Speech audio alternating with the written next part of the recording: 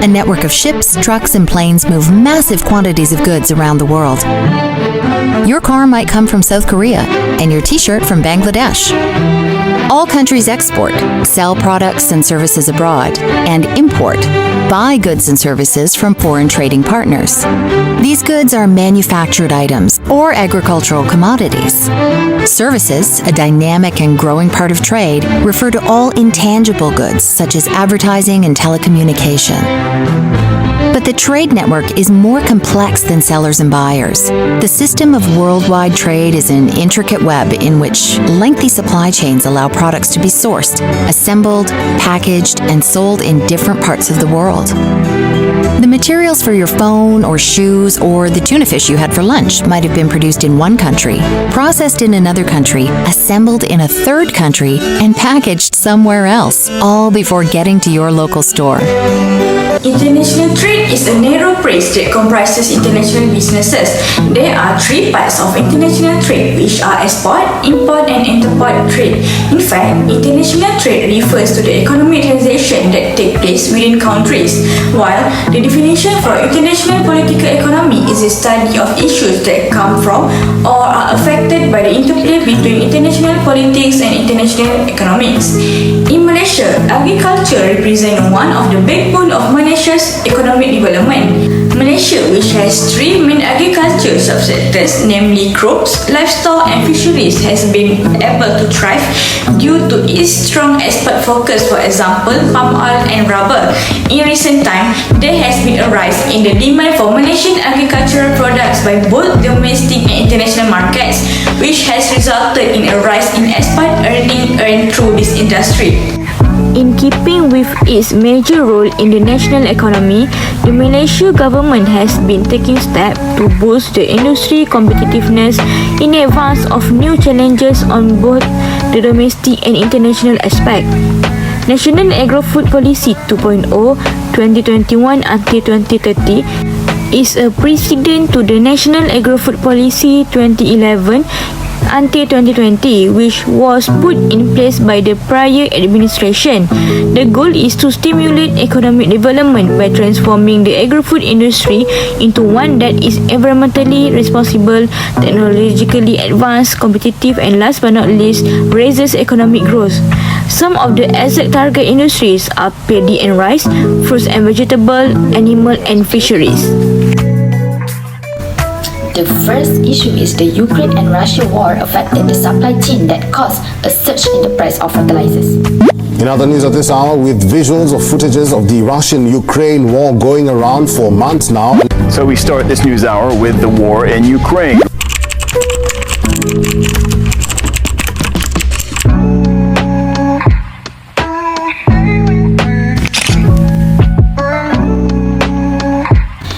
Accused Russia of preparing for invasion, which Russia denied. As tension increased, Vladimir Putin condemned NATO's expansion and urged Ukraine to be stopped from joining military. War between these two countries in the food and fertilizer industries in globalized agricultural markets is raising global food security concern. Due to increasing fertilizer costs, farmers worldwide, especially in the United States, US, are switching to soy. Fertilizers are significant to boost agricultural yields and ensuring food global security. Thus, fertilizer price increases and supply interruptions influence the worldwide global food security. This crisis will hurt poor countries the most. Now, what do we need to do? I don't have any source of income if I don't have the fertilizers, because the cost of fertilizer is nearly 3 times what it was before the war. Let's kick. This is because Russia produces about 25% of the world's nitrogen fertilizer, but that's essentially come off the market since it invaded Ukraine. This is bad because the cost of natural gas, key to fertilizer production, is also soaring. This is bad. How do we fix this? The next issue is the food supply chain disruption during the COVID-19 pandemic. As we all know, the COVID-19 outbreak has caused a significant rise in food prices related to lockdown restrictions accompanied by panic buying as well as supply chain disruptions. This has caused changes in consumer behavior that strongly affected the food supply chain. In certain food food market segments, Malaysia is almost totally dependent on importation, especially in the meat sector along with the dairy, seafood and cocoa. According to the Department of Statistics Malaysia, our country imports approximately 80% of its beef from other countries such as India, Australia and New Zealand. For this reason, higher imports which increase the trade deficits can have a detrimental effect on one major economic variable, which is the country's exchange rates or the value of its domestic and foreign currencies. This might happen to Malaysia if we keep on importing most of the products higher than the amount of the exports of our products. Another issue is the ban on poultry export. Malaysia has announced the ban on poultry export that was effective on the 1st June previously in order to mitigate local supply shortage in domestic chicken supplies. This step is intended to curb food inflation and preserve price ceilings on important commodities including poultry in our case. Along with that, our Prime Minister has also announced that the country will create reserve stocks of poultry, abolish import permits and increase the numbers of certified abattoirs overseas. This banning has affected the country around Malaysia, especially Singapore, which really depends on Malaysia's production for around 34% of its total poultry supply. This has caused uneasiness among the seller or businesses there because they cannot operate their business as per usual. We can see this when the ubiquitous chicken rice that sold everywhere from hawker stalls to top hotels might need to switch to pork or seafood dishes. Malaysia's ban comes as countries worldwide grapple with soaring food prices fueled partly by the Ukraine war. Ukraine here is our major exporter of corn and grains, which are key components of chicken feed. Malaysia encouraged goods and services from practically every country in the globe. As a founding member of the World Trade Organization, Malaysia entered the General Agreement on Trade and Tariffs GATT in 1957. Generally speaking, foreign commerce, particularly involving palm oil, rubber and lumber, accounts for around 65% of the agricultural GDP sector. The government's agricultural policies and directions will support the agricultural industry and trade between Malaysia and other countries. The Ministry of International Trade and Industry MITI and the Ministry of Economic Development and Trade of Ukraine presided over the Joint Trade Committee meeting between Malaysia and Ukraine. Okay, so I agree to give your country the food, but in conditions that you need to export your agriculture to us. Are you agree with that? Yeah, I think Malaysia will benefit from it and the agreement seems promising. So I agree with the agreement. Okay.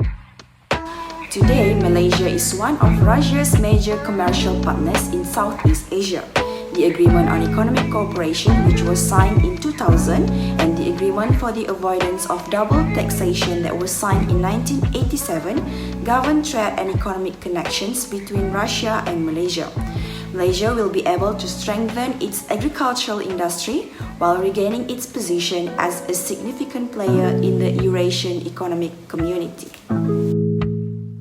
Thailand ratified the Framework Agreement on Strengthening ASEAN Economic Cooperation in January 1992. Both countries made the decision to hold joint trade committee meetings on a regular basis at certain intervals.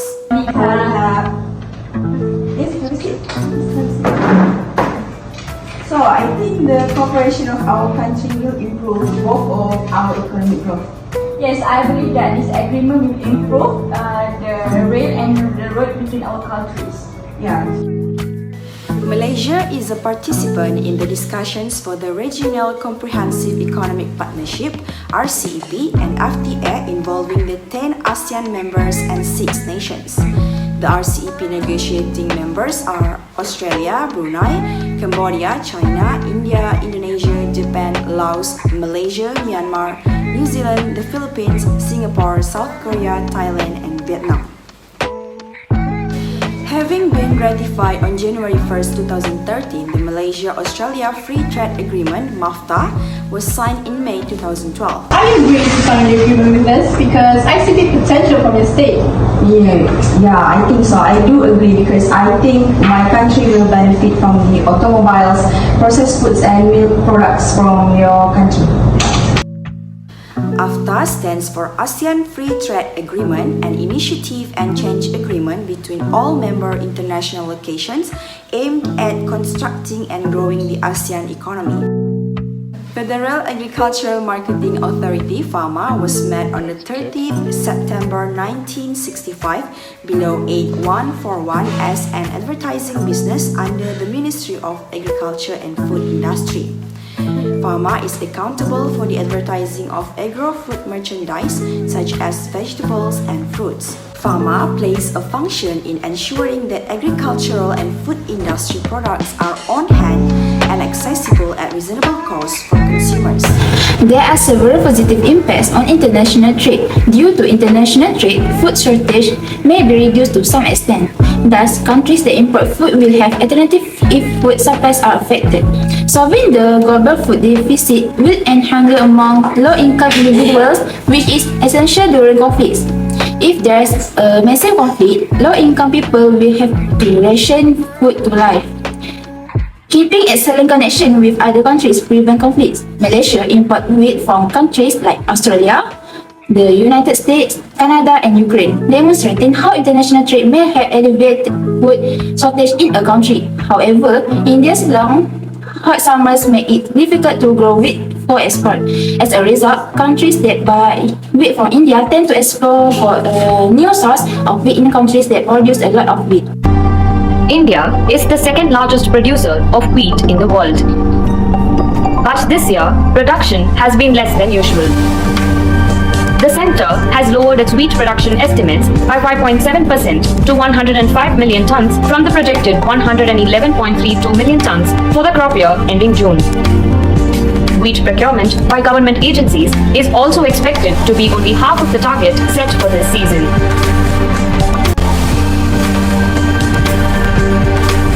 Global wheat prices rose nearly 50% since the start of this year as supplies from Russia, the number one wheat exporter, and Ukraine, the sixth largest wheat producer, were hit. In order to meet this gap, importers are turning to alternative markets, while wheat-producing countries like India are looking to increase exports.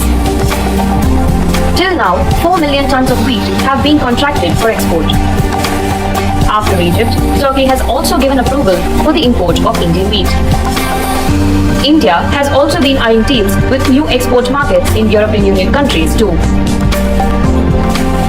Despite the crop loss and revision of the output estimate, the centre maintained that no curbs would be placed on wheat exports. Next, collective bargaining agreements lead to international treaties that regulate international trade. It outlines the members' economic exchange framework and ideal trading arrangement. Implementing trade agreement will boost import-reliant countries' stocks. A trade agreement may assist quickly and effectively settle problems. Trade agreements safeguard businesses financially and legally. These obligations include preserving intellectual property and labor rights and enabling competition. They also handle custom and environmental standards. Then we move to negative impact, which are decrease in demand for domestic product. Intense industrial competitiveness between nations is why international trade would bring about. The demand in the country would drop if it rely on a sector that produce low-quality goods at comparatively high prices compared to others. This occurs because many buyers prefer to find high-quality items at reasonable cost. For example, such as how Malaysia relies heavily on low-cost migrant labor.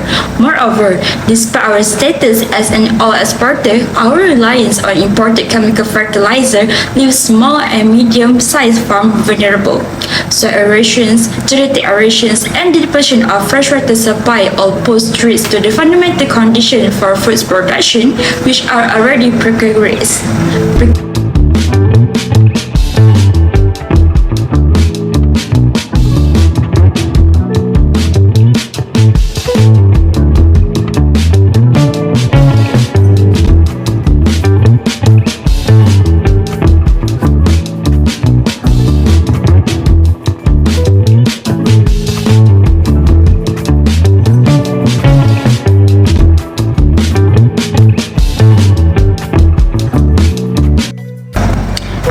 that international trade also creates dispute among the countries.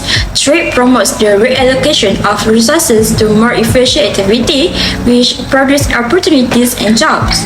However, changes in relative prices as a result of trade can eliminate opportunities and jobs in domination sectors, and those devastated by these losses may resort to violence as a source of income under certain situations. Changes in real income caused by trade are especially important in fragile states because trade flows are greater and more volatile than other external flows such as aid, remittances, and foreign investment. Furthermore, because the majority of fragile countries are net food importers, they are particularly vulnerable to recent changes in international food prices. One of the recommendations on international trade in context of agriculture is by strengthening the border control. By intensifying the border control, food security adequacy in the local market can be fortified by a country as the entrance and exit of any basic good is being monitored annually. Exportation of basic necessities towards other countries can be minimized to ensure the sufficiency of the basic goods to meet the demand in the local market without further ado. Strengthening the border control through suspending the exportation of local production towards other countries and reducing the dependencies on imports of basic necessities from other countries will provide opportunity for countries to improve their agricultural production. This can be portrayed through the barricade against Qatar by its Gulf neighbors in 2017 that turned Qatar into a remarkable self-sufficient country in dairy production, and its production of vegetables had increased tremendously. 2 years back, the local production did not exceed, for the fruits and vegetables, did not exceed 10%. Today we are almost 30%. So I think it's just a matter of time since the technology is available.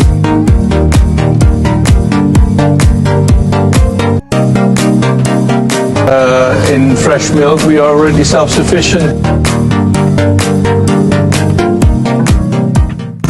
To sum up, strengthening the border control in international trade of agriculture can ensure the country to become more self-sufficient, able to ensure the food security chains, as well as reducing the dependency of imports of basic goods from other countries.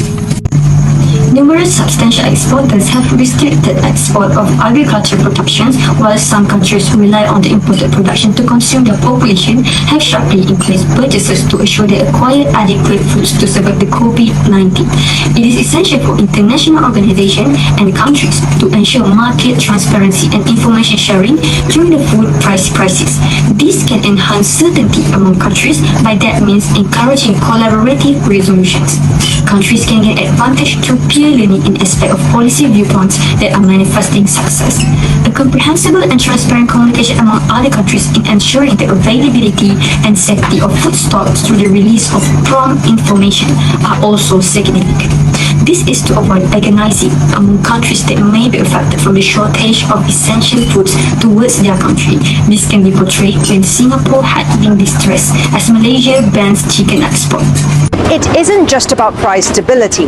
The export ban is also meant to ensure the local market has enough chickens.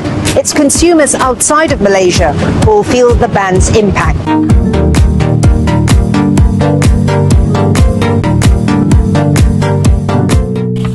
यानी हम सभी स्थानों के लिए अपनेपन का भाव रखते हैं और सभी लोग हमारे अपने हैं. Thank you, Prime Minister of India, for the question. I would recommend to facilitate the motion of agricultural products along the border.